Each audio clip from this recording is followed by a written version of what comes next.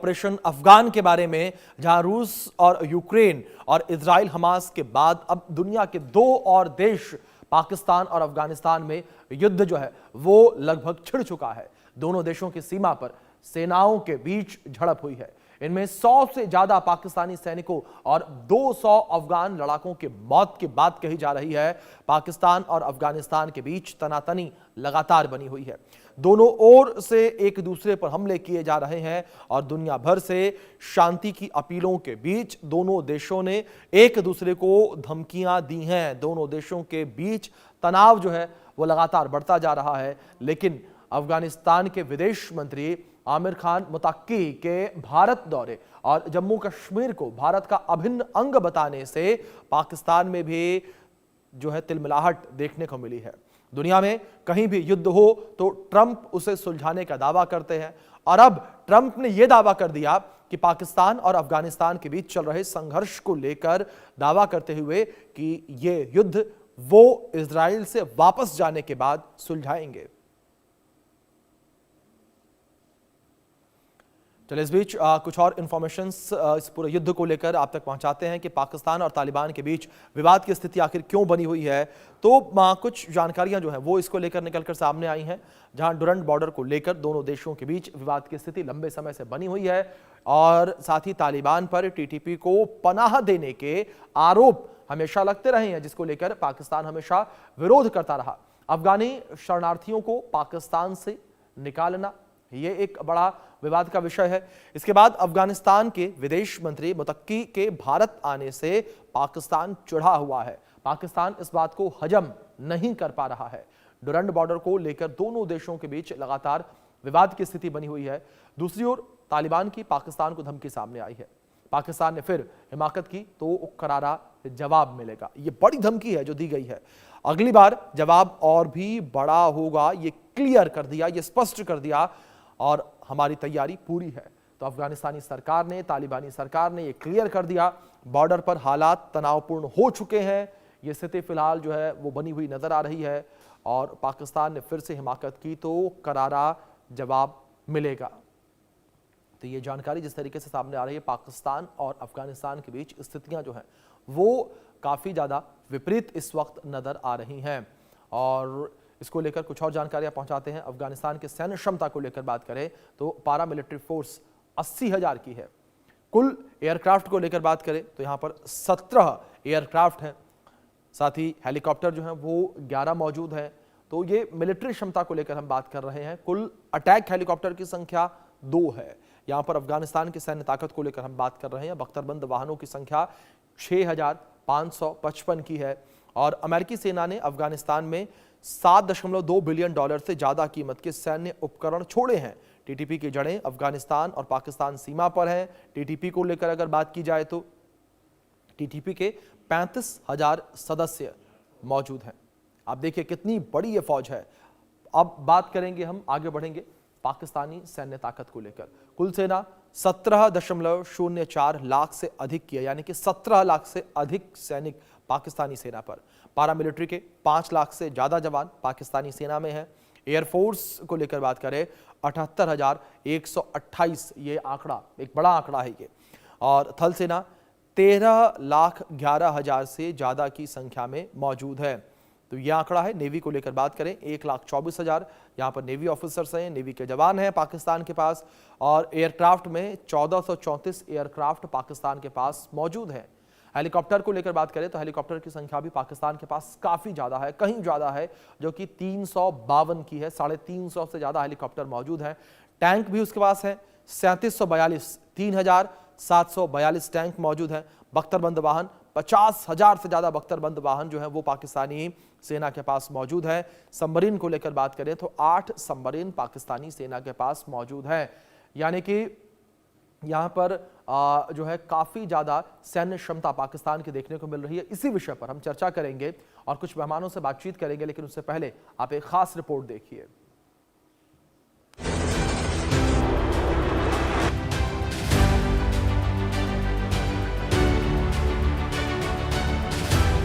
पाकिस्तान और अफगानिस्तान के बीच तनाव अब चरम सीमा पर पहुंच चुका है।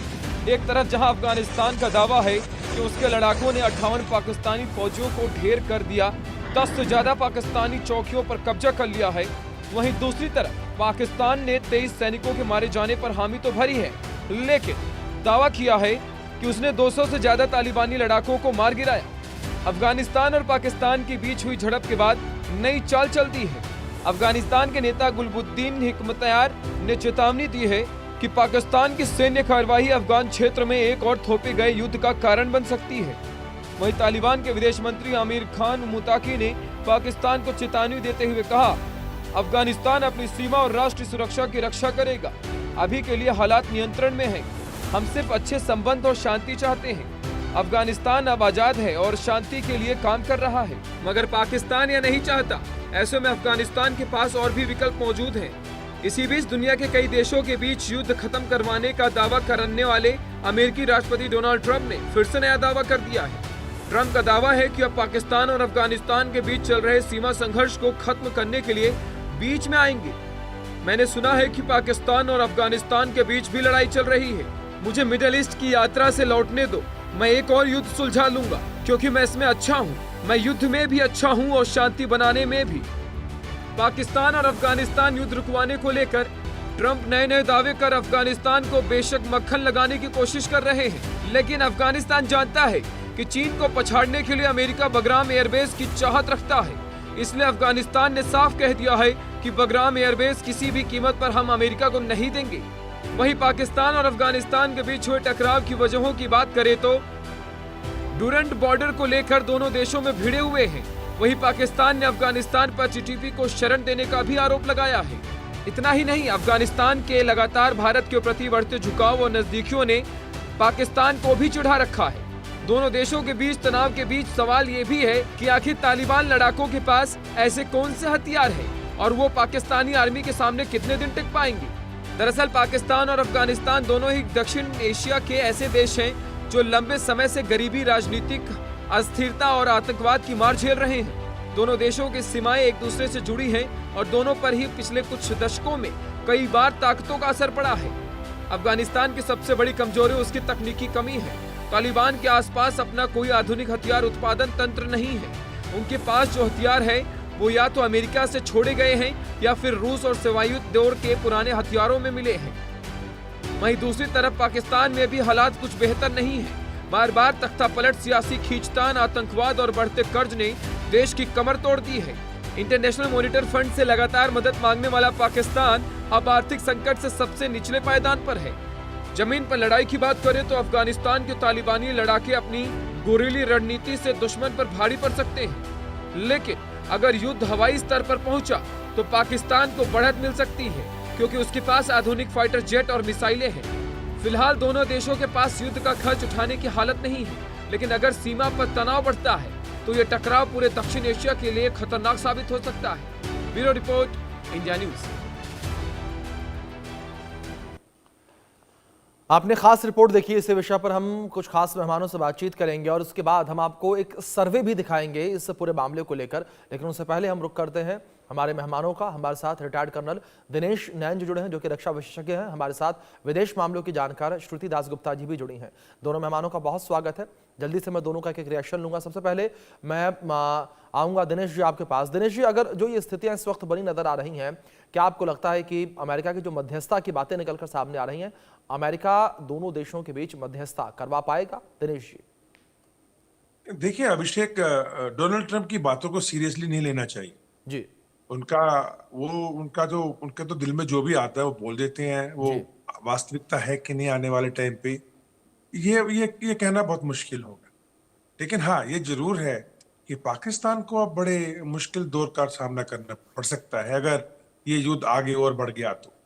और मुझे लगता है ये बढ़ेगा, क्योंकि 11 तारीख की रात को जो अटैक किया बदला लेने के लिए अफगानिस्तान फोर्सेस ने, जो पाकिस्तान ने 7 तारीख को उनके कुछ ठिकानों के ऊपर एयर स्ट्राइक किया था, 5 या 6 ठिकानों पे टीटीपी का नाम लेकर। लेकिन देखा जाए तो सॉवरेनिटी के ऊपर तो अटैक हुआ ही है अफगानिस्तान की, और वो अफगान लोग बड़े प्राउड ही होते हैं, काफी प्राइड वाले लोग हैं।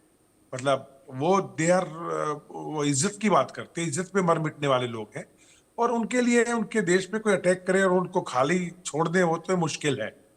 रही बात डोनाल्ड ट्रंप की, ये कहना कि वो मध्यस्थता कर देंगे, तो मुत्तकी ने जो अभी वक्तव्य दिया था 2-3 दिन पहले, अभिषेक, जी वो भी और उससे पहले भी एक बार दिया है उन्होंने, कि जब ये बात हो रही थी कि बगराम एयरपोर्ट लेना चाह रहे थे, 44 मिलियन डॉलर्स लगभग हर हर हफ्ते ये लोग दे रहे थे अफगानिस्तान में, अफगानिस्तान को डेवलपमेंट के नाम पे और जी अफगानिस्तान को थोड़ा सा आगे बसाने के नाम पे, क्योंकि इतना डिस्ट्रक्शन इन लोगों ने जी किया था जी पिछले 20 साल के अंदर अफगानिस्तान में। जी लेकिन मुत्तकी का कहना यह था कि चाहे अमेरिका कितना भी ये कह ले कि वो हमें बसावत के लिए मदद करने वाला है या जी हमारे वेलफेयर सोच रहा है, लेकिन 1 इंच जमीन भी अब अफगानिस्तान अमेरिका को कभी नहीं देगा।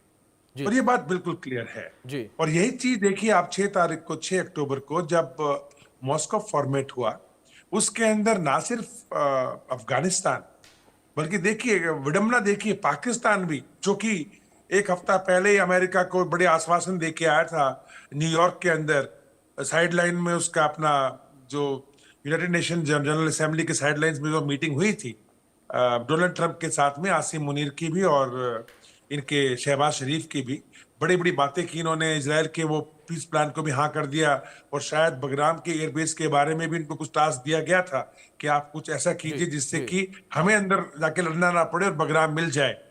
तो इस सब के बावजूद वही पाकिस्तान 6 अक्टूबर को जब मीटिंग हुई मॉस्को फॉर्मेट में, इसी मुद्दे पर, बगराम के मुद्दे पर, और जहां पे पूरे साउथ ईस्ट एशिया और सेंट्रल एशिया से लेकर रशिया, चाइना सब इकट्ठे होकर के इन्होंने विरोध किया कि किसी भी हालत में किसी भी फॉरेन नेशनल को, चाहे वो अमेरिका हो चाहे कोई भी जी हो, अब अफगानिस्तान की जमीन के ऊपर हम कोई एयर बेस या आर्मी मिलिट्री बेस नहीं बनाने देंगे, बिकॉज ये हम जी सबके लिए भी खराब है। भारत बिल्कुल ने भी कहा, बिल्कुल भारत ने भी विरोध किया। तो बिल्कुल ऐसा मुमकिन नहीं लगता कि अफगानिस्तान जो है किसी भी हालत में, चाहे वो डोनाल्ड ट्रंप पीस की बात करा दे पाकिस्तान को और उनके बीच में, लेकिन बगराम एयरबेस तो भूल जाए। ठीक है, ये महत्वपूर्ण बात आपने कही है। श्रुति जी, मैं आपका रुख करूंगा। श्रुति जी, क्या ये माना जाए कि अमेरिका जो है वो यहां पर सही में सचमुच युद्ध रुकवाना चाहता है? क्योंकि ये हम सभी को पता है कि ट्रंप साहब जो है वो क्रेडिट लेने की होड़ में इस वक्त जो है वो कुछ भी बयान देते नजर आ रहे हैं, कुछ भी कहते नजर आ रहे हैं। लेकिन श्रुति जी, अगर क्षमताओं को लेकर बात करें तो जाहिर तौर पर ये सभी को पता है कि वैश्विक ताकत है अमेरिका, उसके अंदर वो क्षमता तो है कि वो युद्ध रुकवा सकता है। लेकिन क्या श्रुति जी आपको लगता है कि इस युद्ध रुकवाने के साथ साथ अमेरिका पहले ये चाहेगा कि ये युद्ध जो है और बढ़े, अफगानिस्तान को और नुकसान हो, और उसके बाद जब वो युद्ध रुकवाने के लिए आए तो अपने फायदे के हिसाब से बगराम एयरबेस को लेकर वो बात कर सके? आप बिल्कुल सही कह रहे हैं, ये बिल्कुल ऐसे ही कटने वाला है दिन आगे। जी क्योंकि मुझे लग रहा है दो बिल्ली की लड़ाई में जो बंदर मामा जो है वो रोटी खाने के हिसाब से खड़े हैं। और जी यहाँ बंदर मामा की तरफ है मेरा इशारा, यूएसए और उनके रूलर, उनके प्रेसिडेंट ट्रंप की तरफ। जी उन्होंने एक बार जब कहा था, किसी एक फ्लाइट के मीडिया इंटरेक्शन के अंदर उन्होंने कहा था कि इंडिया पाकिस्तान को मैंने टैरिफ का डर दिखा के ये युद्ध रुकवाया था, जिस बात से हम बिल्कुल मानते नहीं हैं। इंडिया नहीं कहती है कि हमने ये युद्ध ट्रंप के या टैरिफ की धमकी से रोका है, हमने ये रोका है अपनी मर्जी से, क्योंकि हमें फोन किया गया पाकिस्तान की तरफ से। लेकिन इस मामले के अंदर अगर वो कहता है कि मैं बेचौलापन करूंगा, तो क्या वो टैरिफ लगाएगा पाकिस्तान के ऊपर? क्या वो टैरिफ लगाएगा अफगानिस्तान के ऊपर? वो क्या करना चाहता है? बेसिकली मुझे लगता है ये अटैक तो करवाया ही इनके इशारों पे गया है, जिससे तालिबान को की एक तो सैनिक क्षमता जो है वो देखी जा सके कि भाई वो किस तरह से रिस्पॉन्ड करेंगे। उसके बाद उनको इस तरह से एक जाल में फंसा दिया जाए जहां बोला जाए कि ये लोग तो देखिए उनकी अपनी शरिया लॉ के अंडर एक प्रॉब्लम्स जो हैं, जो हम एज ए सोसाइटी उसको रिफ्यूट करते ही हैं, कि जहां जैसे हमारे विमेन पत्रकारों के साथ हुआ है, वहां तो औरतों के साथ जमीन पे मतलब खड़े होना, उठना, बैठना, बात करना मुश्किल हो रखा है। तो वो एक अलग प्रॉब्लम है, पर वो उनका अंदरूनी मामला है, हम उसके अंदर कुछ बोलते नहीं हैं। जी ये प्रॉब्लम को यूज करके साथ में उनका अग्रेसिव टीटीपी वाला एक्शन देख के, तालिबान का एक्शन देखकर उसको एक टेररिस्ट नेशन, एक टेररिस्ट रजीम टाइप बना के उसके ऊपर इल्जाम थोप के पाकिस्तान के थ्रू उसके ऊपर अटैक किए जाए, और उसके बाद उसके अंदर से उस युद्ध रुकवाने के लिए ये बगराम बेस दिया जाए, या और ज्यादा वहां से खनिज वगैरह की जो उनको जरूरत है, जिसका चीन फायदा उठाता है इस वक्त, क्योंकि जी। जो BRI है उसका हिस्सा अफगानिस्तान भी है। तो पाकिस्तान, अफगानिस्तान और चाइना के बीच में एक समझौता भी है BRI को लेकर। तो वो समझौते के अंदर में से किस तरह से अफगानिस्तान को डिस्कनेक्ट करके, जैसे अब पाकिस्तान के अब खनिज पे ये अपनी नजर डाले हुए हैं, वैसे अफगानिस्तान की चीजों के ऊपर भी नजर डाल के बैठ जाए। और अफगानिस्तान उनके लिए स्ट्रेटेजिकली इंपॉर्टेंट है, क्योंकि वो एक जगह पे है जहां से वो रूस के ऊपर प्रेशर दिया जा सकता है, साथ में चाइना के ऊपर भी प्रेशर दिया जी। जा सकता है। तो वहां एक एयर बेस होना, वहां एक मिलिट्री बेस होना उनके लिए बहुत जरूरी है। तो ये जी। जितना बिचौलियापंथी की बात जो वो कर रहे हैं, मीडिएटर का रूप धारण करना चाहते हैं, पीस प्रेसिडेंट बनना चाहते हैं, ये सिर्फ मौखिक बातें हैं। ये एक्चुअली अपना फायदा निकालना चाहते हैं। बिल्कुल, और बिल्कुल। अगर वो बिल्कुल निष्पक्ष तरीके से करने वाले हैं, तो मैं देखना चाहूंगी कि वो पाकिस्तान पे कितना टैरिफ लगाते हैं। बिल्कुल श्रुति जी, जाहिर तौर पर यही चीजें जो है वो लगातार निकलकर सामने आ रही हैं कि अफगानिस्तान और पाकिस्तान के बीच जो एक युद्ध की स्थिति बनी नजर आ रही है, इस बीच अमेरिका अपना फायदा देख रहा है। इस बीच मैं आप दोनों मेहमानों से रिक्वेस्ट करूंगा कि प्लीज आप दोनों मेरे साथ बने रहें। कुछ सर्वे रिपोर्ट्स निकलकर सामने आई हैं, वो सर्वे के आंकड़े अपने दर्शकों को हम दिखाते हैं किस तरीके से सर्वे में हमने कुछ सवाल पूछे और उसके आंकड़े क्या कुछ निकलकर सामने आए हैं। चलिए रुक करते हैं और सबसे पहले रुक करेंगे अपने सवाल नंबर 1 का। पाकिस्तान और अफगानिस्तान में किस बात को लेकर विवाद है? आपकी राय इसको लेकर क्या है? डुरंड बॉर्डर को लेकर TTP को अफगानिस्तान में शरण, अफगानिस्तान का भारत के प्रति झुकाव, कुछ कहा नहीं जा सकता। 38% लोग डुरंड लाइन को मानते हैं, TTP को अफगानिस्तान में शरण 11% लोग। सबसे ज्यादा जो माना लोगों ने वो ये कहा कि अफगानिस्तान का भारत के प्रति झुकाव, यानी कि 40% लोग ये मानते नजर आए और 11% लोगों ने यह भी माना कि कुछ कहा नहीं जा सकता। तो कुछ इस तरीके से ये आंकड़े निकलकर सामने आए हैं सर्वे के। आगे बढ़ेंगे, बात करेंगे सर्वे के सवाल नंबर 2 को लेकर। अफगानिस्तान के सामने कितने दिन टिक पाएगा पाकिस्तान, इस पर आपकी राय क्या है?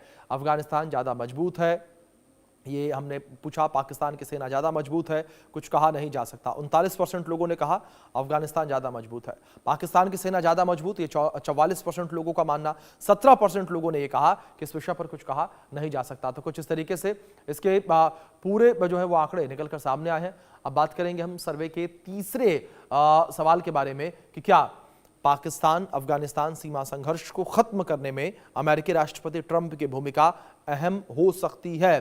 तो ये सवाल हमने पूछा, इसके आंकड़े आपको बताते हैं। ट्रंप हवाबाजी कर रहे 39% लोगों ने माना, 61% लोगों ने यह माना कि अमेरिका की बात पाकिस्तान मानता है। तो ये एक बड़ा वर्ग मानता हुआ नजर आया। अब आगे बढ़ेंगे, सर्वे के चौथे सवाल की ओर बढ़ेंगे कि क्या पाकिस्तान पड़ोसी मुल्कों में अशांति फैलाने के लिए आतंक का सहारा ले रहा है? ये बहुत महत्वपूर्ण सवाल है और आतंक का दंश जो है कई पड़ोसी मुल्क झेल रहे हैं। बिल्कुल हाँ, ये 33% लोगों ने कहा। 67% लोगों ने भी यही एक तरीके से कहा, क्योंकि उन्होंने कहा कि पाकिस्तान आतंकी मुल्क है। ये 67% लोग जो हैं वो मानते हुए नजर आए हैं। और अब बढ़ेंगे हम अपने सर्वे के अंतिम सवाल की ओर, 5वां सवाल कि क्या पाकिस्तान अफगानिस्तान तनाव के बीच भारत के डिप्लोमेटिक कदम से आप संतुष्ट हैं? ये सवाल हमने पूछा। इसके आंकड़े किस तरीके से निकलकर सामने आए वो अब आपकी स्क्रीन पर है डेटा। 78% लोगों ने कहा भारत पड़ोसी देशों में शांति चाहता है। भारत अहिंसा का समर्थक 17% लोगों ने कहा। तो ये आंकड़े आप खुद देख सकते हैं किस तरीके से निकलकर सामने आए हैं। भारत के ही पक्ष में ये पूरे आंकड़े निकलकर सामने आए हैं और ये सारे आंकड़े हमने आपको दिखाए, पूरी रिपोर्ट ये दिखाई और दोनों मेहमान लगातार बने हैं, उनका रुख करेंगे। दिनेश जी, मैं आपके पास आऊंगा और जिस तरीके से लगातार इस पूरे विवाद को लेकर बात कही जा रही है कि पाकिस्तान इस वक्त इस बात से चिढ़ा है कि पाकिस्तानी जो लगातार तालिबान को सपोर्ट कर रहे थे और जब तालिबान ने अफगानिस्तान में सरकार बनाई तो जो पाकिस्तान ने सोचा था उससे उलट होता हुआ नजर आया और अब भारत के साथ अपने रिश्तों को तालिबान मजबूत कर रहा है। क्या दिनेश जी आप भी मानते हैं कि पाकिस्तान को इस बात की चिढ़ सबसे ज्यादा? जी बिल्कुल, ये फैक्टर तो मेजर है ही है। देखिए अभिषेक, जब 1980 के अंदर रशिया ने इन्वेजन किया, अमेरिका ने पैसा लगाया और सऊदी अरब से लेके जितने भी गल्फ कंट्रीज थे, इन लोगों ने जिहाद के नाम पे लोगों को लाल मस्जिद इस्लामाबाद के अंदर डायरेक्शन दिया। लोग इधर आके रिपोर्ट करना शुरू हुए और वहां से ये तालिबान पैदा हुआ। इस तालिबान के साथ में पाकिस्तान को जो पैसा मिला था अमेरिका से, उसके साथ यूज करते हुए पूरा का पूरा रशियन के साथ में लड़ाई की गई और रशियन चले गए तो उसके बाद अमेरिका आ गया। लेकिन तालिबान जो अफगानिस्तान तालिबान है, मैं वापस रिपीट करूंगा, कंधार तालिबान और आपका जो खासकर अफगानिस्तान के अंदर काबुल तालिबान, ये दो वहां के तालिबान है। और तीसरा तालिबान पैदा किया गया था जो हक्कानिया आपकी जो एक मस्जिद है इनकी खैबर पख्तूनख्वा के अंदर, वहां पे हक्कानी ग्रुप जो है वो देवबंद से रिलेटेड है। वैसे वो मस्जिद में बताऊं आपको तो उसके अंदर से ये तालिबान जो है वो हक्कानी तालिबान को पैदा किया गया। अब इसको पैदा करते वक्त पाकिस्तान को ये लगा था कि जैसे उसने तालिबान को, तो जो अफगानिस्तान तालिबान है उसको नाराज कर चुका था, क्योंकि अमेरिका के चक्कर में वो तालिबान के खिलाफ पैसे लेके उन्होंने तालिबान को मारना शुरू कर दिया था पाकिस्तानी सेना ने। यानी कि अफगान तालिबान पाकिस्तान के खिलाफ हो चुका था। अब जब इनको लग रहा था कि अमेरिका यहां से बाहर जाएगा तो अफगानिस्तान का क्या होगा, तो ये हक्कानी ग्रुप जो है जिसको ये लोग यहाँ पे अपने अपने यहाँ पे पनाह दे के बैठे थे, उन्होंने करीब 10 लाख अफगानी यहाँ के बस गए थे, उनमें से लोगों को ट्रेन करना शुरू किया। इनके दिमाग में था कि ये लोग जाके अफगानिस्तान में बैठेंगे, वो हमारे लोग हो जाएंगे, हमारा कहना मानेंगे और हमारे लिए एक तरीके से एक स्टेट का काम करेंगे। पर हुआ नहीं, क्योंकि जो काबुल तालिबान है और जो कंधार तालिबान है वो हक्कानी तालिबान के ऊपर बहुत ज्यादा हावी हुआ, वो उसको कंट्रोल नहीं कर पाए और लिहाजा उनको कंप्रोमाइज करना पड़ गया और तालिबान पाकिस्तान को छोड़ के इकट्ठा हो गया। तो तालिबान फिर पाकिस्तान झटपटाता रह गया। यहाँ पे तालिबान के साथ में इनकी जो है वो झड़प रही है। दूसरा जो टीटीपी है, तहरीक तालिबान पाकिस्तान, यानी वो कबाइले जो लोग पाकिस्तान के मूल रहने वाले लोग थे, खासकर खैबर पख्तूनख्वा से या नॉर्थ या वेस्ट साउथ वजीरिस्तान के लोग, स्वात वैली के लोग, जिन्होंने तालिबान को ज्वाइन किया, उन लोगों को बाद में तालिबान के इमरान खान के टाइम पे उनको वापस यहाँ पे बुलाया गया। लेकिन दूसरे टेनोर में सेना ने उन्हीं के खिलाफ जर्ब-ए-अज़्म नाम का एक ऑपरेशन चला के 70,000 लोगों को मारा। और लास्ट में आपने क्या देखा कि अभी चिढ़ करके जब हक्कानी ग्रुप इनके कंट्रोल से बाहर निकल गया, चिढ़ के पाकिस्तान ने कहा कि सभी अफगानी बाहर जाओ। बिल्कुल, और अचानक से अफगानियों को जब बाहर फेंकना शुरू देखने किया को मिली, तो वो हम अफगानिस्तान और सभी ने पाकिस्तान देखी। के बीच के अंदर तल्खी बढ़ गई। बिल्कुल, श्रुति जी मैं आपका रुख करूंगा इस बीच। क्या श्रुति जी जो टाइमिंग रही है पाकिस्तान के द्वारा ये हमला करने की, उस टाइमिंग पर भी बड़े सवाल उठते नजर आ रहे हैं, क्योंकि जब तालिबानी विदेश मंत्री मुत्तकी भारत के दौरे पर आते हैं, ठीक उसी समय जो है वो पाकिस्तान हमला कर देता है। क्या इससे माना जाए श्रुति जी कि पाकिस्तान के द्वारा भी एक संदेश देने का प्रयास इस हमले के माध्यम से किया गया? जी बिल्कुल, क्योंकि उसको अब इस वक्त ऐसे लगने लगा कि उसके जो दो साइड के नेबर्स हैं, इंडिया और अफगानिस्तान, वो अब साथ में हाथ मिला के आगे बढ़ना चाहते हैं। अफगानिस्तान को प्रगति मिलेगी, उसको फ्रीडम मिलेगी। इंडिया ने यूएन के अंदर उसको रिकॉग्नाइज किया, अभी हमने फुल अपना डिप्लोमेटिक मिशन वहां शुरू करने की बात कर दी है।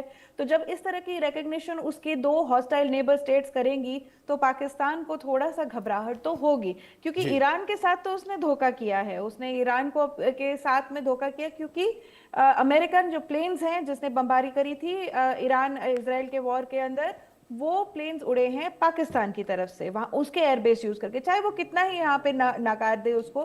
जिस तरह से वो इजराइल के इस पैक्ट को, जैसे आपकी न्यूज में कहा था कि नकार रहा था, तो उसी तरह से वो इस न्यूज को भी नकार रहा है कि भाई हमारे एयरपोर्ट से, हमारे एयरबेसेस से नहीं गए हैं ये प्लेन्स, पर ये वहीं से गए हैं। तो ईरान को उसने धोखा दिया। ईरान इतना खुश नहीं है उससे, उसने अफगानिस्तान और पश्तूनों के साथ ठीक नहीं किया हुआ है। इंडिया के साथ उसकी जानी मानी दुश्मनी चल रही है, तो उसके पास तो कोई इशारा ही नहीं बचा, वो तो समुद्र में कूद जाएगा इसके बाद, और कुछ बचा ही नहीं उनके पास। तो इसीलिए उनको वो पसंद नहीं आ रहा है। तो बेसिकली उन्होंने ये जितना भी एक्शन किया है वो ये दिखाने के लिए भी किया है, इशारा हुआ है अमेरिका की तरफ से, पर टाइमिंग तय किया है आसिम मुनीर और उनके प्यादों ने कि भाई जब वहां पे डिप्लोमेटिक मिशन चल रहा हो तब इन दोनों को नकारने वाला, इन दोनों को बदनाम करने वाला एक ऐसा अटैक किया जाए जिसमें हम बोल सके कि भाई वो टेररिस्ट ग्रुप्स के साथ इंडिया हाथ मिला रहा है जो पाकिस्तान के अंदर दहशतगर्दी करते हैं, इसीलिए हमने जाके वहां अटैक किया है। तो उसने ऑपरेशन सिंदूर को फ्लिप करके अपनी तरफ से करने की कोशिश करी, पर अनफॉर्चुनेटली उनके लिए कि अफगानिस्तान ने ऑपरेशन सिंदूर 2.0 अपनी तरफ से वहां से चला दिया और उनके कम से कम 20 पोस्ट वहां पे डिस्ट्रॉय कर दिए हैं। वो चाहे कितनी भी झूठ फैला दी जाए, आपके वीडियोज ही दिखा रहे हैं कि पाकिस्तानी ये जो सेना है ये कैसे भाग रही है। उन्होंने बाकी वीडियोस रिलीज करे हैं अफगानियों ने कि जहां पे वो बंदी बना के बैठाए हुए हैं पाकिस्तानी सैनिक, तो वो कुछ भी क्लेम करते रहे, झूठस्तान का कोई हिसाब तो नहीं है वो कि हमने इतने लोग मार दिए, हमने इतना कर दिया। लेकिन इस वक्त मुंह की खाई एक, और आपने जो शुरुआत में अपनी रिपोर्ट में जो आंकड़े दिखाए थे दोनों सेनाओं के, उससे ये पता चल रहा था कि देखा जाए तो सैन्य तरीके से पाकिस्तान एक बड़ी सेना है, लेकिन वो फिर भी तालिबान की इस सेना के सामने झुकी। जी बिल्कुल श्रुति जी, लेकिन जल्दी से एक छोटा सा रिएक्शन में इस बात पर भी और चाहूंगा, जिस तरीके से राजनयिक संबंधों को लेकर कहा जा रहा है कि दोनों देश अपने राजनयिक संबंधों को बहाल कर रहे हैं, इसका असर किस तरीके से देखने को मिलेगा? भाई इसका असर हमें सबसे पहले तो ये इसमें ही देखने को मिलेगा कि हमारे वहाँ पे जो ट्रेड रिलेशंस है वो अच्छे हो जाएंगे। हम एक आईमेक रन करना चाह रहे हैं, हम चाबहार पोर्ट यूज करके अफगानिस्तान के थ्रू अपना ट्रेड जी चलाना चाहते थे, फिलहाल चाबहार पोर्ट के ऊपर